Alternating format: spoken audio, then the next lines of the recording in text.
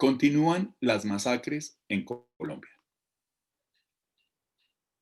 El texto que hemos leído hoy en el Evangelio de Mateo tiene que ver con la llegada de Jesús a Jerusalén. Ya sabemos que Jesús viene en su travesía, llega a Jerusalén, le dan la bienvenida, quienes lo reconocen como Mesías, Hosana al Mesías le dicen, y es una clara confrontación con el poder romano. Ahora Jesús viene al templo, y cuando viene al templo, los sacerdotes y los ancianos, gobernantes, los ancianos que hacían parte del Sanedrín, se le acercaron mientras él estaba enseñando. Y obviamente le hacen una pregunta no retórica, una pregunta muy práctica. ¿Con qué autoridad estás haciendo estas cosas? ¿Y quién te dio esta autoridad? ¿Por qué? Porque ya sabemos que Jesús había entrado al templo. Acá el templo tiene que ver con el patio donde se ubicaban los que vendían para el templo, todo lo que se requería para el culto. Entonces Jesús entra y echa fuera a todos los que vendían y compraban, a los que habían vuelto una compraventa el templo. Y dice que volcó las mesas de los cambistas y las sillas de los que vendían palomas. Es decir, a aquellos que estaban haciendo negocio en este patio, dicen que era de una hectárea, el diámetro era una hectárea cuadrada, este patio, donde se compraban y se preparaban las cosas para poder entrar al templo y ofrecerle culto a Dios. Jesús revoluciona todo eso y cuando los sacerdotes y los ancianos ven esto que Jesús está haciendo, obviamente vienen a preguntarle con qué autoridad lo hace. Habíamos dicho que los de las monedas cambiaban sus monedas, sus denarios, que era el salario de un día. El cambio era una moneda del templo equivalía a cuatro denarios, a 4 monedas. Es decir, casi una semana de trabajo para cambiarla por una moneda que podía ser utilizada dentro del templo y que no profanara el templo, porque ya sabemos que las monedas romanas utilizaban la imagen del emperador, en este caso la imagen de Tiberio. Entonces, el Señor, cuando le preguntan o cuando está sacando a la gente de este patio, les está diciendo, mi casa, la casa de oración será llamada, pero ustedes la han hecho cueva de ladrones. Pues obviamente, ¿cómo iba a ser cueva de ladrones si estaban cambiando una moneda por 4? Ellos entregaban 4 y recibían uno. En ese tema estaba Jesús cuando nos dice la historia acá en Mateo que vienen los ciegos y los cojos. Ya conocemos la historia aquí a través del Evangelio y que Jesús los sana. Por la historia del Antiguo Testamento conocemos que los cojos y los ciegos no iban a poder entrar al templo, a la casa de Dios. ¿Eso de dónde viene? ¿De un decreto de parte de Dios o fue una bravuconada de David? Pues segunda de Samuel 5:8, para ubicarnos, allá se nos dice que David estaba peleando con los jebuseos y iban a tomar la ciudad de los jebuseos, que luego viene a ser la ciudad de Jerusalén. Históricamente se habla que fue más o menos en el año 1004 que David toma la ciudad de los jebuseos y luego se convierte en Jerusalén. Antes de entrar, entonces, hay un diálogo entre los soldados jebuseos y David, donde los soldados jebuseos, provocando a David, le dicen, mire David, si usted viene a atacarnos, los que son ciegos y cojos, te van a matar. Y David obviamente se enoja y ordena que no entren los cojos y los ciegos, por eso que habían dicho los jebuseos. Dice que eran aborrecidos del alma de David, los cojos y los ciegos. Imagínense una religión que rechaza a una persona por las limitaciones físicas. Nadie escoge ser ciego por voluntad propia y nadie escoge ser cojo por voluntad propia. Y si llegase a ocurrir por algún accidente, por alguna irresponsabilidad, pues hombre, esas situaciones no limitan para poder entrar en la presencia de Dios. Sin embargo, la religión se fue estructurando de tal manera que estos personajes no podían entrar. Y aquí están con Jesús y Jesús los sana. Es decir, una doble situación. Por un lado, la autoridad para echar, para echar fuera a los que se habían convertido en los negociantes e intermediarios entre el pueblo y el templo, y ahora, por otro lado, el tener la capacidad y el poder de sanar ciegos y cojos. Por eso le preguntan con qué autoridad haces estas cosas. Ya hemos visto que Jesús responde con unas parábolas. Para para el primer momento, Jesús responde con la parábola de los dos hijos. Y parece que la respuesta no quedó completa, entonces les da otra parábola, que es la que se llama la parábola de los labradores asesinos. Y hoy les responde con una tercera parábola, la parábola de la fiesta de las bodas, se ha llamado. ¿Qué ocurre antes de que Jesús responda con la parábola? Jesús ha terminado la parábola en el capítulo 21, la parábola de los labradores asesinos, y cuando escuchan esta parábola, nos dice la historia que los principales sacerdotes y los fariseos entendieron que hablaba de ellos. Es decir, los estaba tratando de asesinos. Y por esa acusación querían cogerlo preso y obviamente lo querían matar, de que finalmente lo hacen. Eso nos lo cuenta al final del Evangelio. Dice que lo querían coger preso, le querían echar mano, pero le tenían miedo al pueblo, a que hubiera una sublevación del pueblo y el pueblo se les devolviera, se les enfrentara, porque el pueblo tenía a Jesús por profeta. Entonces, dándose cuenta de eso, Jesús le responde con esta parábola, la parábola de la fiesta de las bodas. Esta parábola se puede dividir en cuatro partes.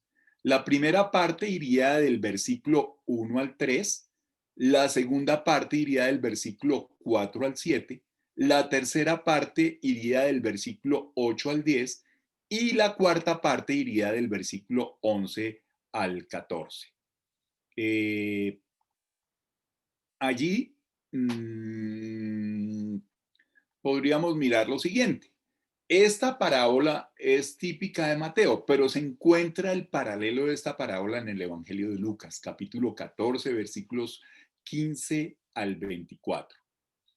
Ahí pueden leer, tienen diferencias las dos parábolas. La de Mateo es la de la fiesta de bodas, la de Lucas es la gran cena, pero narra la misma situación, solo que Mateo añade algunas situaciones que Lucas no tiene y Lucas menciona algunas cosas que Mateo no tiene. Hoy vamos a mirar la parábola en el Evangelio de Mateo.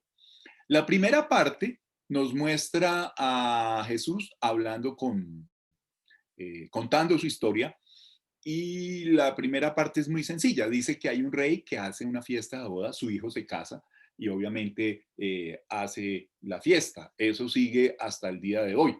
La fiesta no la paga el padre del esposo, sino el padre de la novia. Acá la situación era diferente. Dice que el rey, su hijo se va a casar y por eso hace la fiesta de bodas. ¿Qué ocurre? Ya había enviado las invitaciones para que vinieran a la fiesta, para que vinieran a esta fiesta de bodas, y le dice, obviamente manda a sus empleados, manda a sus mensajeros y les dice que vayan y inviten a la gente, y le digan, oiga, venga, ya va a empezar la fiesta. Esta primera parte simplemente nos dice que los invitados no quisieron venir, no nos explica mayor razones. Simplemente los invitados no quisieron venir. ¿Por qué razón? No lo sabemos. El texto, o por lo menos la historia, no nos lo describe, y así termina esta primera sección. El dueño de la fiesta mandando a sus mensajeros a que les digan a los invitados que vengan, y los invitados simplemente no quieren venir. La segunda parte va del versículo 4 al 7. Dice que entonces, viendo que los que había invitado no quieren venir, dice que les envía otros empleados para que le digan a estos que él mandó invitar, que les digan que él ya preparó la comida. He preparado mi comida. Y mis toros y animales engordados han sido muertos y todo está dispuesto. Vengan a la fiesta. Es decir, les dice qué va a ofrecer. Eso tiene que ver muchas veces cuando a uno lo invitan a algún sitio. a alguna actividad. Uno normalmente pregunta, ¿qué van a hacer y qué van a dar? Pareciera ser que estos invitados también como que se estaban preguntando lo mismo. Bueno, vamos a ir a la boda y ¿qué nos van a dar? Entonces los mensajeros van y le dicen a los invitados pues que la comida ya está preparada, que está lista para ser servida y que en ese caso los toros y los animales engordados ya los mataron y los prepararon, es decir, va a haber buena, buenísima comida y que ya todo está dispuesto, que vengan. Pero ¿qué ocurre con estos invitados? Dice que no hacen caso. Unos no hicieron caso y se fueron a su tierra, a su labranza. Es decir, se fueron a mirar sus terrenos, se fueron a mirar sus cosechas, se fueron a mirar sus sembrados y deciden no ir.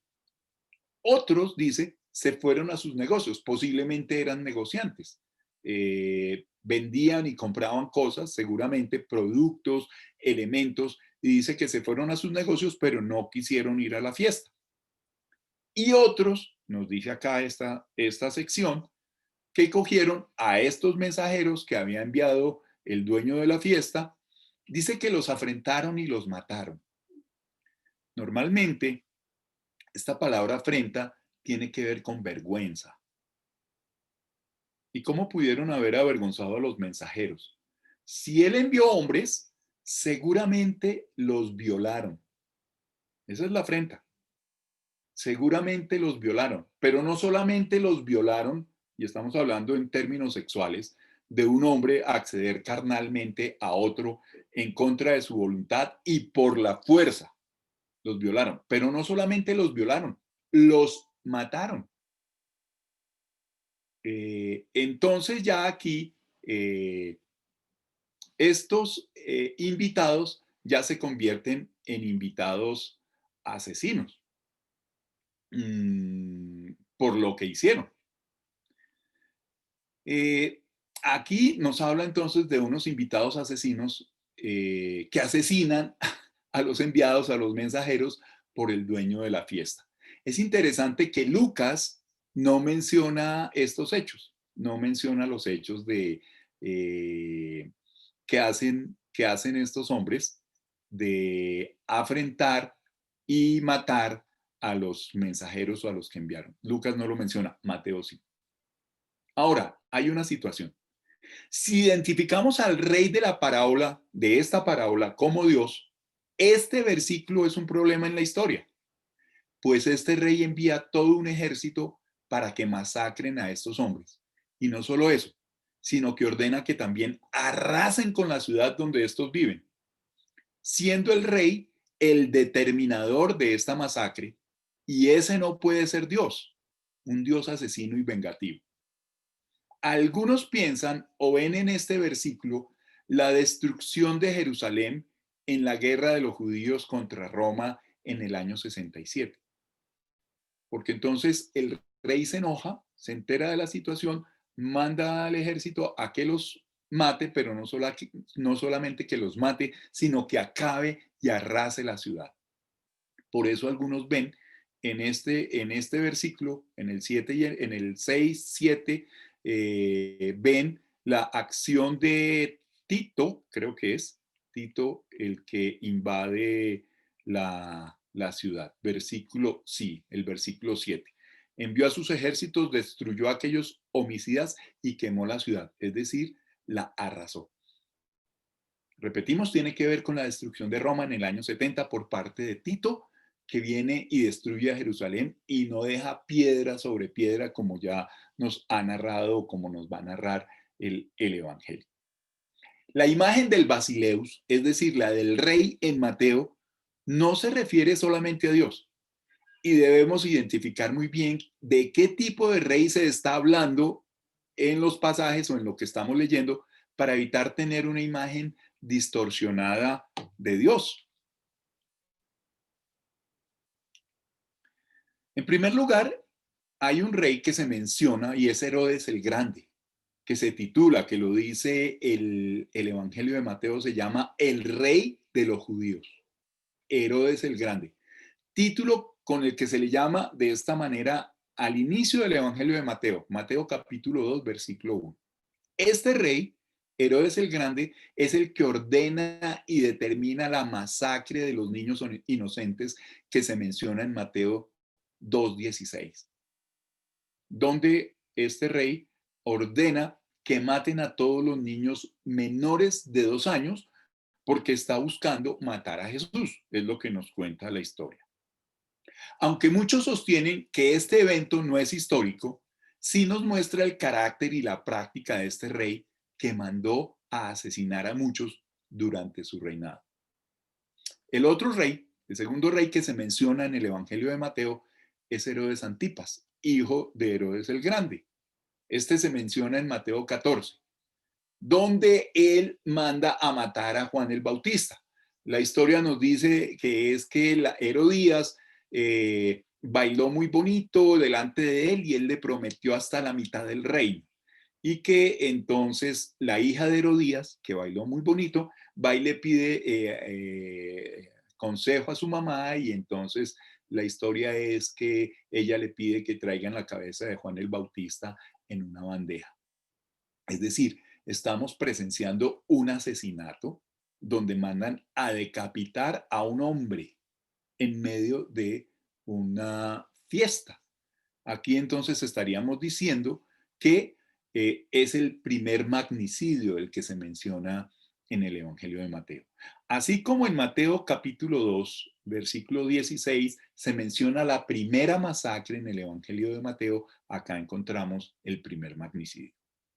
Pero encontramos otro rey, el rey de la parábola en Mateo 21, 33 al 46, que es el rey que ha enviado a sus siervos para que recojan la cosecha y los que habían arrendado la finca, los que habían arrendado el terreno, deciden matar a sus siervos.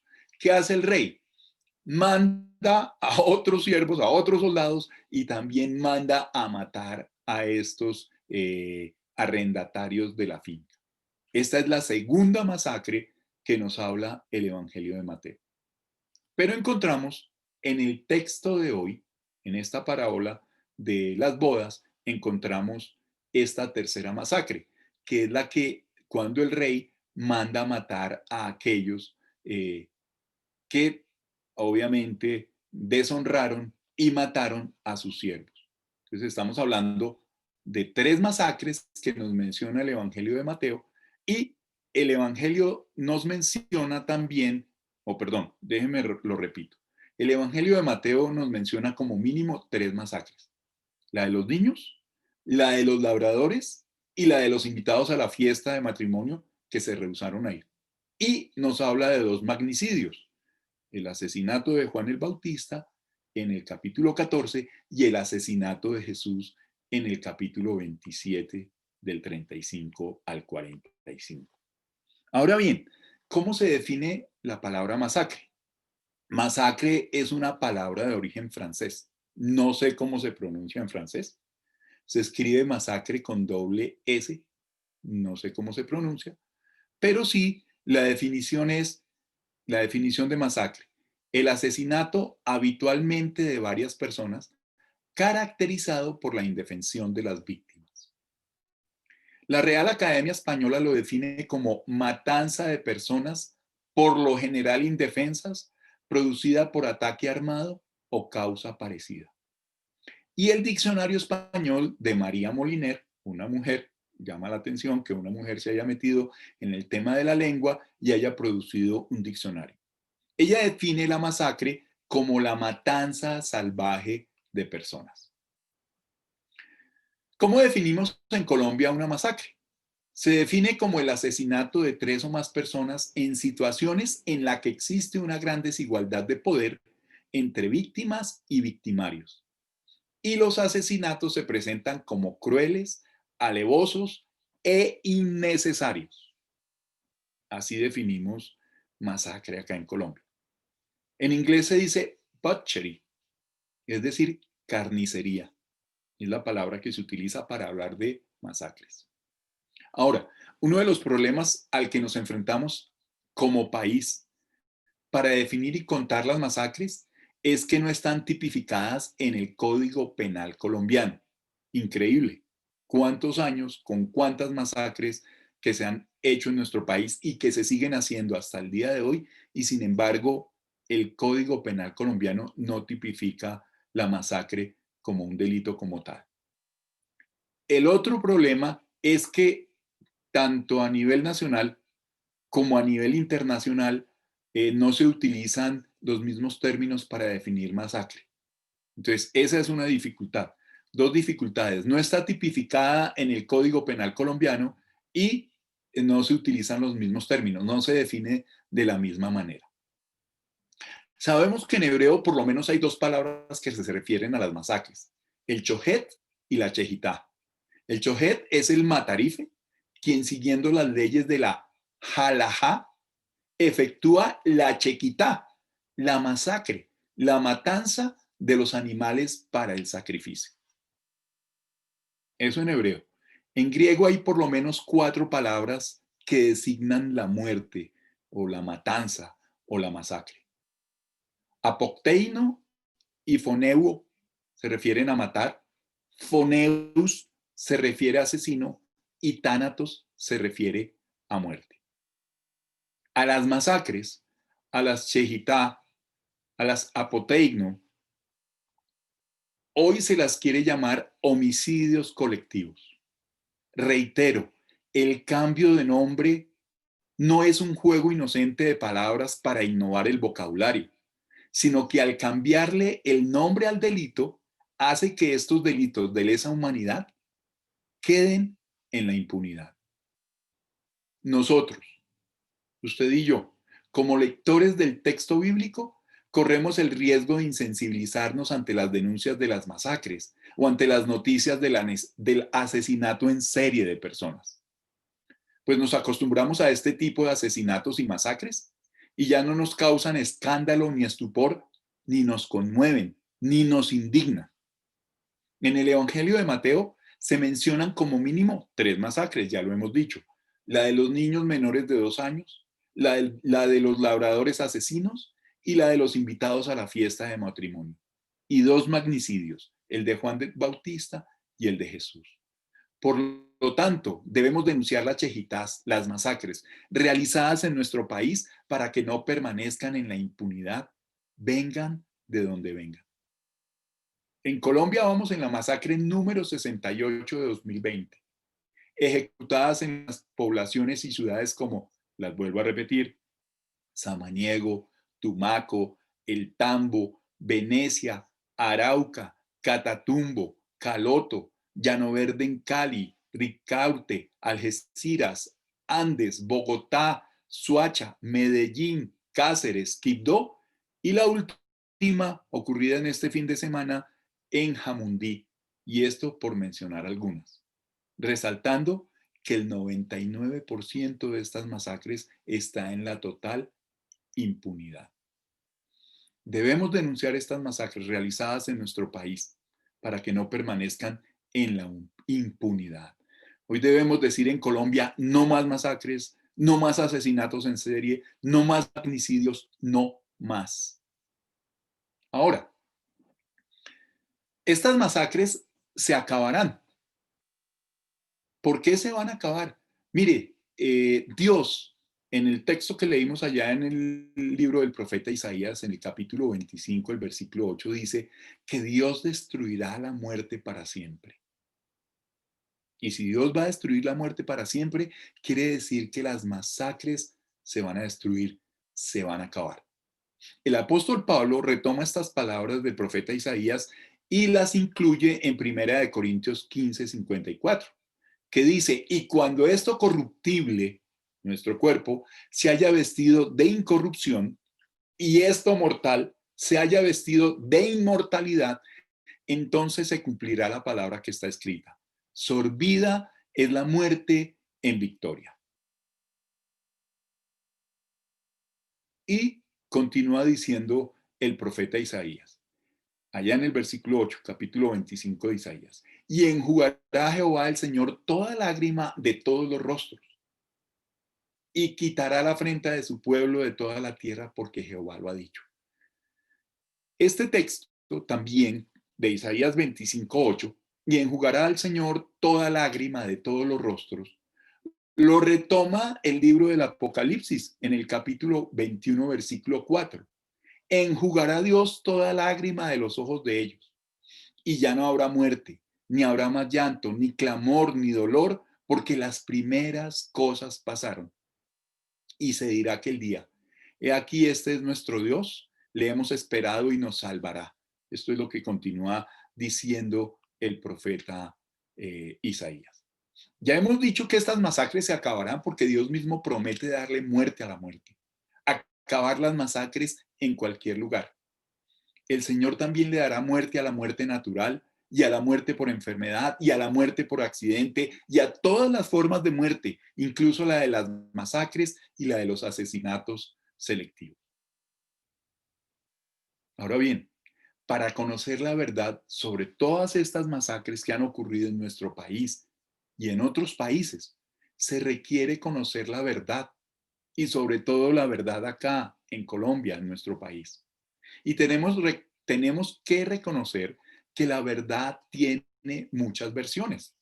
Y nosotros solamente hemos escuchado una sola versión y es la del poder, repetida una y otra vez a través de la historia oficial y los medios de comunicación. En vía de la sanación de nuestro país, se requiere oír las otras verdades de quienes financiaron la guerra, de quienes determinaron las masacres de muchas personas. Se requiere escuchar la verdad de la oposición, de los opositores. Se requiere escuchar la verdad de las víctimas. Se requiere escuchar la verdad de los damnificados de todos los sectores. Si queremos sanar, es necesario conocer estas otras verdades que son reales y que existen. Es más, déjenme avanzar algo. En esta guerra en nuestro país crearon una figura que alcanzó estatus jurídico, el del testaferro, el testaferrato, el enriquecimiento ilícito cubierto a través del testaferrato o el enriquecimiento ilícito hecho por vías ilícitas. Pero me refiero al testaferro.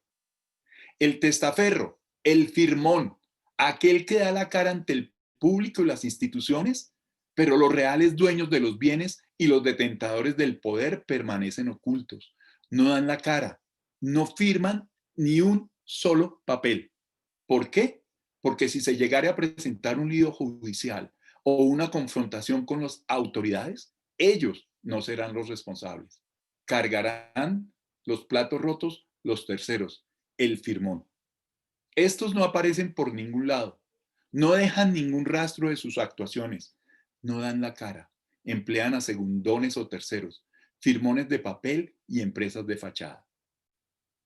Estos elementos que hacen parte de la corrupción deberán desaparecer totalmente si realmente estamos interesados en acabar la guerra, las masacres y hacer la paz de nuestro país. Una paz sin impunidad, diciéndole adiós definitivamente a los testaferros, a los firmones de oficio y utilicio. Sé que esta palabra no existe, pero la estoy acuñando. Firmones de oficio y utilicio. Representantes legales de comodín y papel. Adiós al enriquecimiento ilícito. El Código Penal colombiano sí tipifica el testaferrato en el artículo 326. Esto me lo explicó el abogado Luis Fernando Larios, asesor de cabecera con el cual hablé de este tema del testaferrato. Y el artículo 326 dice lo siguiente: quien preste su nombre para adquirir bienes con dineros provenientes del delito del narcotráfico y conexos, los que se conecten con el narcotráfico, incurrirá en prisión de 8 a 22 años y medio y tendrá una multa de entre 554 millones a 43.800 millones. Esto equivale más o menos en dólares a 12 millones de dólares y añade este artículo sin perjuicio del decomiso de los respectivos bienes. Yo le preguntaba al doctor Luis Fernando que por qué esas sumas tan altas. Imagínense, ¿quién tiene 584 millones o hasta 43.850 millones. Yo le dije, pero ¿quién tiene esa plata en efectivo? Y él me explicaba, me decía, no, lo que pasa es que si no tiene para pagar en efectivo, entonces se le quitan los bienes y en cuánto estarán avaluados. Y se supone que ese haya podido ser la utilidad o la ganancia a través de este ejercicio, aunque posiblemente sea mucho más. Entonces, tendrá una pena o una cárcel entre 8 y 22 años, más una multa económica y sin perjuicio del decomiso de los respectivos bienes. Entonces, esto como para aclarar este tema de las masacres y cómo el Evangelio nos habla de esa realidad al día de hoy. Solo que tenemos que aprender a leer las Sagradas Escrituras y poder entender lo que ellas nos están diciendo. Continuamos con la historia de la parábola. A los invitados a la boda se les orienta para que después de la ceremonia de la boda acompañen a la recepción del matrimonio, lo usamos nosotros, que será en tal dirección, en tal lugar, y el traje que deberán usar será de corbata negra y las mujeres de vestido largo. Diferente si la invitación dice que el traje es de Chanel, que se entiende que los hombres entonces no tienen que ir de corbatín y las mujeres pueden ir en falda corta, vestido común y corriente. Si se está celebrando un matrimonio, es muy raro que los convidados no tengan que llevar regalo. No lo dice la historia. Seguramente en esa época no había lo que día a día se va posicionando cada vez más entre nosotros y es que se llama lluvia de sobres, donde ya viene señalado lo que usted debe regalar. Esto se hace con el propósito de garantizar, por un lado, el valor del regalo y evitar la repetición de los mismos y evitar que se repitan los regalos para no tener las mismas 36 ollas chocolateras y las 25 licuadoras igualitas que nos regalaron en la boda. En esta historia surgen algunas preguntas. ¿Por qué en medio de la multitud solamente aparece uno que no tiene vestido de boda? ¿Cómo logró entrar? ¿Es que acaso los porteros y en la recepción no se dieron cuenta? ¿Fue que dio propina y dio propina para todos para que lo dejaran entrar? Y si no ingresó por la entrada principal, ¿por dónde entró?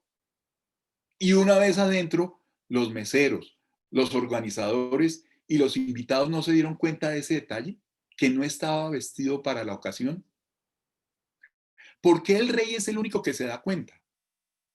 ¿Cómo era el vestido de boda?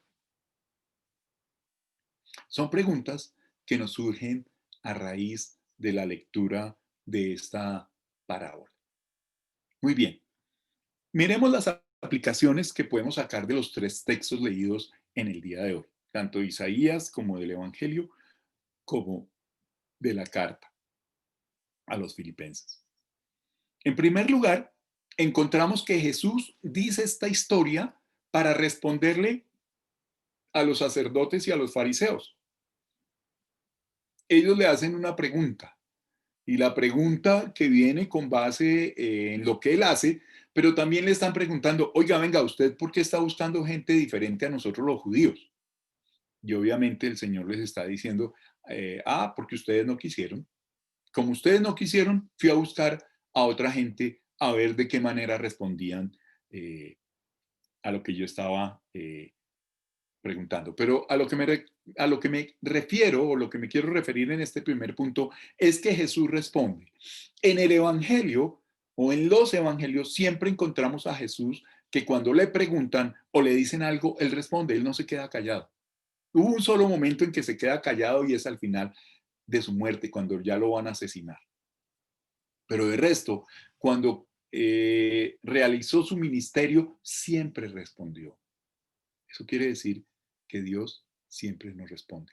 A veces las respuestas pueden ser fuertes, a veces las respuestas pueden estar de acuerdo con lo que queremos y a veces las respuestas pueden estar en abierta oposición a lo que nosotros queremos o estamos preguntando. Pero el Señor siempre responde. Así como en el libro del profeta Isaías, allá en el capítulo 25, cuando Isaías habla y dice que es Dios quien lo ha dicho. El profeta entiende que lo que él ha dicho es palabra de Dios. Y todo lo que el Señor ha hablado ahí en el capítulo 25 del libro de Isaías finaliza diciendo, el Señor lo ha dicho. Hermanos, Dios siempre habla, Dios siempre responde, jamás se quedará callado frente a una pregunta, frente a una inquietud o frente a una solicitud nuestra. Dios siempre habla. Así como habló en el libro del profeta Isaías, así habla con nosotros en esta mañana. En segundo lugar, nos muestra estos textos que la llamada es para todos. Dios no excluye a nadie en su llamada. La llamada es para todos y no cuesta un peso. La llamada es gratuita.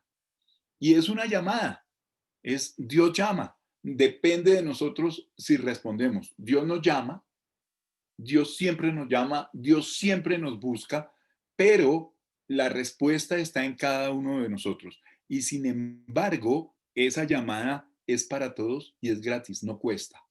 Es decir, no hay que mostrar currículum, no hay que mostrar hoja de vida, no hay que mostrar recomendaciones, no hay que demostrar absolutamente nada. Es simplemente que Dios nos llama a todos y esa llamada es gratis. No cuesta absolutamente nada. Ahora, si usted y yo respondemos a la llamada de Dios, se nos pide que hagamos o se nos requiere que hagamos lo que Él nos pide. Imagínate que a estos que llama no quieren ir y a otros les pide que vayan y van a la fiesta. Les pide que vayan a la fiesta. Es decir, cuando Dios nos llama, nos pide algunas cosas y a cada uno nos pide de manera particular. Pero lo que el Señor nos pida, la invitación es a que lo podamos hacer. Mire que esta gente, los que fueron llamados inicialmente, rechazaron a Dios. Unos, unos querían, nos cuenta la historia, que unos se fueron para el labrado, otros se fueron para sus negocios, otros se fueron a hacer otras cosas. Y a veces para nosotros es más importante otras cosas que Dios mismo. Y con esto no estoy diciendo solamente la asistencia al templo, no, mi hermano. Hace parte, es importante que nos reunamos, es importante que celebremos la fe, es importante que juntos alabemos y le cantemos a Dios. Eso es muy importante, pero no es lo único. Pero es muy importante hacer lo que Dios nos pide. Cuando Dios nos llama y nos pide que hagamos algo, hagámoslo. Pero para algunas personas no es prioritario y no es importante, así como estos que fueron llamados y tuvieron otras ocupaciones. No creyeron al llamado de Dios. Para ellos era más importante su trabajo. No quiero decir con esto que no sea necesario trabajar y que no sea necesario buscar los recursos para sostener nuestras familias. Yo no quiero decir con esto que no. Pero lo que no podemos hacer es darle la espalda a Dios por este tipo de situaciones o por este tipo de circunstancias. Y cuando me refiero a darle la espalda a Dios, no es que deje de congregarse, es importante, pero lo importante es que tenga en cuenta a Dios en primer lugar, hacer lo que Él nos pide. Y a cada uno de nosotros nos pide de manera particular y de manera especial porque Él nos conoce a cada uno de nosotros. Entonces, esta llamada es para todos, es gratis, no cuesta absolutamente nada, no hay que pagar absolutamente nada. Es una llamada libre y abierta para todos. Hay que tenerlo en cuenta y hacer lo que Él nos pide. Sea poco, sea mucho, sea grande, sea pequeño, sea difícil o sea fácil, hacerlo, porque Él nos los pide. Fíjate que nota que uno no tiene traje de fiesta. Es bien interesante que que este no tenga traje de fiesta, porque uno podría decir, bueno, ¿y cuál era el traje de fiesta? Han habido algunas propuestas para responder a ese traje de fiesta. Algunos hablan, en primer lugar, del color. Se supone que para las bodas en esa época se acostumbraba a ir vestido de blanco. Entonces, las personas debían ir con traje blanco. Entonces, posiblemente este no llevaba traje blanco. Ahora, si manda a recoger los que están en los caminos, que los busquen y que los traigan, pues la gente estaba vestida como estaba vestida y seguramente ninguno tenía traje blanco o algunos, pero no todos. Pero acá se nos señala que es uno solo que no hizo lo que se le pidió. A este se le pidió que viniera a la fiesta, que trajera el traje de boda, por decirlo de alguna manera, si estamos pensando en el vestido. Otros han sugerido que este traje de boda es el amor a Dios y el amor al prójimo. Entonces, que si el Señor cuando nos llame no nos encuentra vestidos del amor a Dios y el amor al prójimo, entonces seguramente la cosa no vamos a ser tenido en cuenta porque no estamos vestidos del amor a Dios y el amor al prójimo. Otros han sugerido que este vestido tiene que ver con los valores del reino. ¿Cuáles son los valores del reino? El amor, la solidaridad, la justicia, eh, la ayuda al prójimo. Estos son los valores del reino.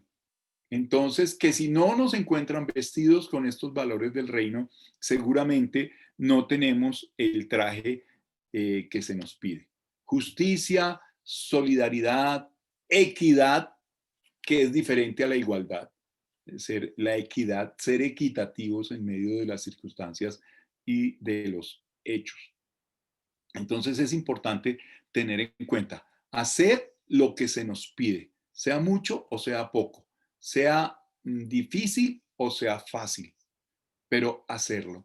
Vuelvo a recordarlo, mis amados hermanos. En cuarto lugar, se nos pide alabar al Señor. Es decir, estar contentos. Estamos siendo invitados a una fiesta, a un banquete. Eh, por lo tanto, es un motivo de alegría, de celebración, de jolgorio, de pasarla bien con los demás, de pasarla bien con otros. Entonces, siempre se nos pide que podamos estar de fiesta y en alegría, alabando al Señor. Como empieza el profeta Isaías dice que él va a alabar al Señor por algunas razones. Se mencionan varias. A ver, miremoslas, las razones por las cuales el profeta va a alabar al Señor. Dice en primer lugar que va a alabar al Señor. A ver, miramos acá, miramos el texto. Acá está. Dice, te exaltaré y alabaré tu nombre. ¿Por qué? Porque has hecho maravillas, porque tus consejos antiguos son verdad y firmeza. Pero aparte de eso señala algo más, porque convertiste la ciudad de montón, la ciudad fortificada la volviste en ruina. Dice el profeta que va a alabar al Señor. Y además dice que el pueblo también va a exaltar al Señor. ¿Por qué? Porque fuiste fortaleza para el pobre, porque fuiste fortaleza al necesitado en su aflicción, porque fuiste refugio contra el turbión. ¿Qué es turbión? Es un aguacero muy violento acompañado de un viento muy fuerte. Ese es un turbión. Ese aguacero violento posiblemente con granizo y con viento, como uno que tuvimos el año pasado, que llovió tan fuerte que reventó tejas, rompió techos acá en Bogotá. O también se dice que el turbión es gran cantidad de algo que aparece o cae de golpe con mucha fuerza y violencia.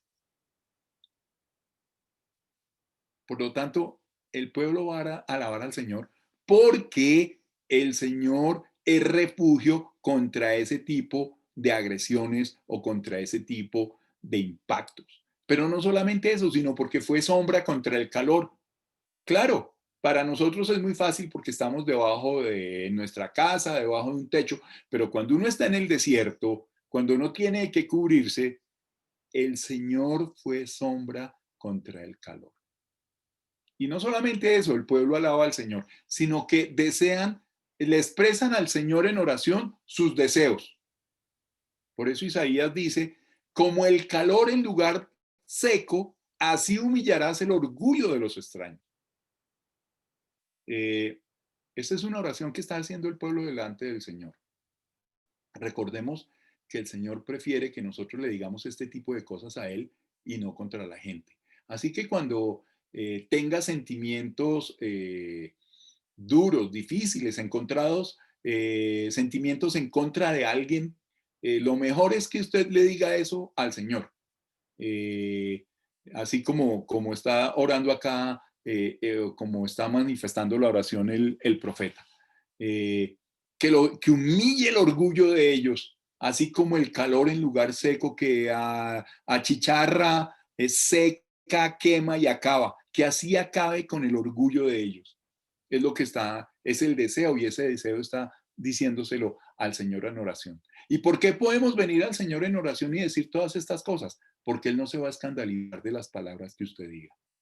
Seguramente estamos acostumbrados, no, acostumbrados no, seguramente se nos enseña que eh, no debemos decir malas palabras. Obviamente, no estoy de acuerdo en que utilicemos malas palabras, pero el Señor conoce y Él no se va a escandalizar por lo que usted le diga a Él. Mire el otro elemento de la oración que dicen acá. Harás marchitar el renuevo de los robustos como el calor debajo de la nube. Está pidiendo que les seque y les queme el orgullo, e igual también el renuevo, los hijos, el renuevo de los robustos, de los fuertes, que los queme y los acabe. Esta es una oración, y algunos de ustedes dirán, uy, pero esa no es una oración cristiana. Seguramente no, dentro de ese criterio moralista que a veces podemos tener.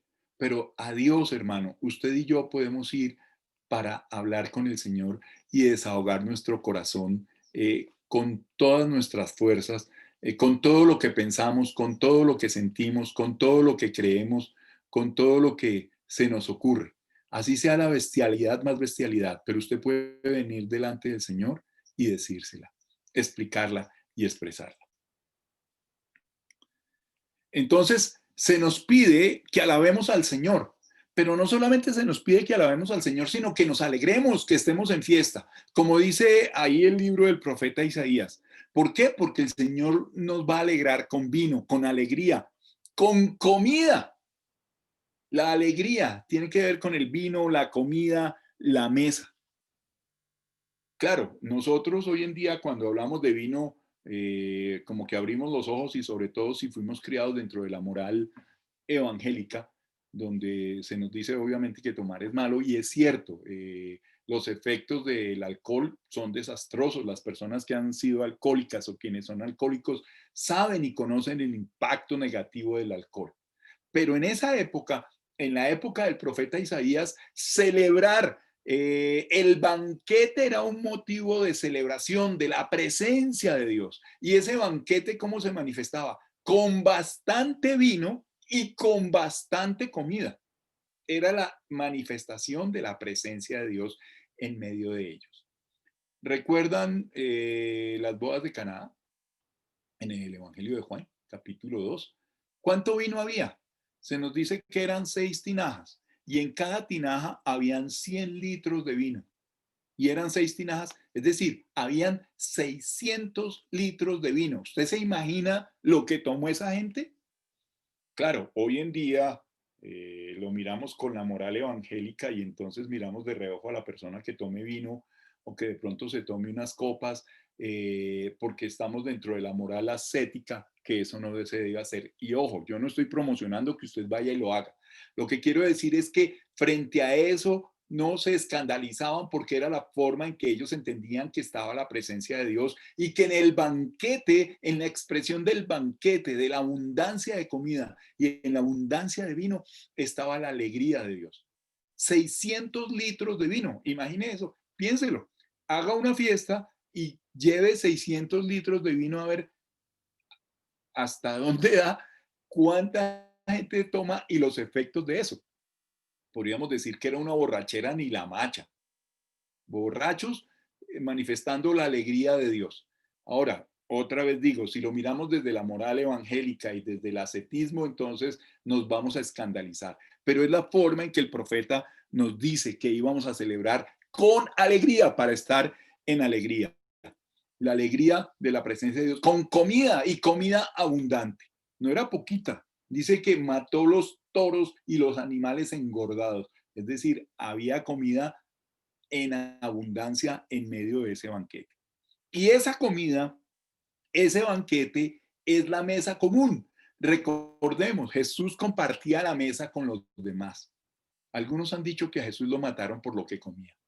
¿Por qué? Porque se sentaba con pecadores y publicanos a comer.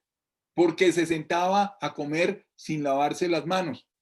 Claro, esa es una cuestión moral, entonces que comía con las manos impuras y que comía con gente impura, que eso les sacaba de quicio a aquellos que eran amantes de la moral y la rectitud. No quiero decir que no haya que serlo, hay que serlo, pero en este caso las comidas, la mesa común que Jesús hacía con la gente, también es la invitación nuestra. Dios nos invita entonces a vivir en ese espacio de fiesta, de celebración, de alegría, de abundancia y poderlo celebrar con otros. Esos diálogos y en las mesas, cuando nos sentamos ahí el diálogo y el encuentro con el otro y podemos compartir cómo nos va. Ahí salimos de la experiencia formal para poder hablar de lo cotidiano, de lo que somos. Ya nos salimos de el rol y el rango que tenemos en medio del trabajo para podernos encontrar con los otros como iguales, iguales a nosotros, seres humanos con necesidades, seres humanos con circunstancias y seres humanos con situaciones, cada uno desde una manera diferente. Entonces, esos diálogos, ese encuentro en la mesa, ese espacio celebrativo, y a eso se nos pide, a eso se nos hace el llamado para cada uno de nosotros. Pero también este texto nos habla de que hay un final. Somos conscientes que no somos dueños de la vida.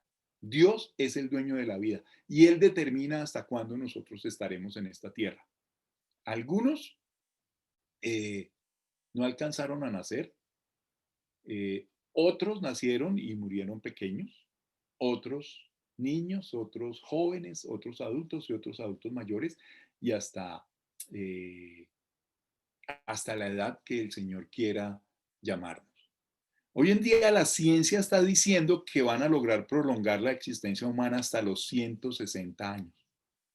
Son elementos que ya la ciencia está proponiendo, que para las nuevas generaciones la expectativa de vida va a ser 160 años. Hay un final, hay un final. Pero es interesante porque recuerden que allá en el libro de Isaías el Señor dice que Él va a vencer la muerte y como lo dice Pablo, que el Señor con su muerte y su resurrección venció la muerte, venció el dolor de la muerte y el dolor de la separación de los seres queridos. ¿Para qué? Para darnos vida y vida permanente en Él, en Cristo Jesús. Entonces, usted y yo no somos dueños de nuestra vida y por lo tanto somos responsables de cómo la vivimos, de qué manera la vivimos, cómo la vivimos. Eso es importante. ¿Qué está haciendo con su vida? ¿Qué hace con su vida? ¿Y qué proyecta hacer con su vida? La invitación es a que desarrolle su vida sin que le cause daño a los demás y sin que se haga daño a usted mismo.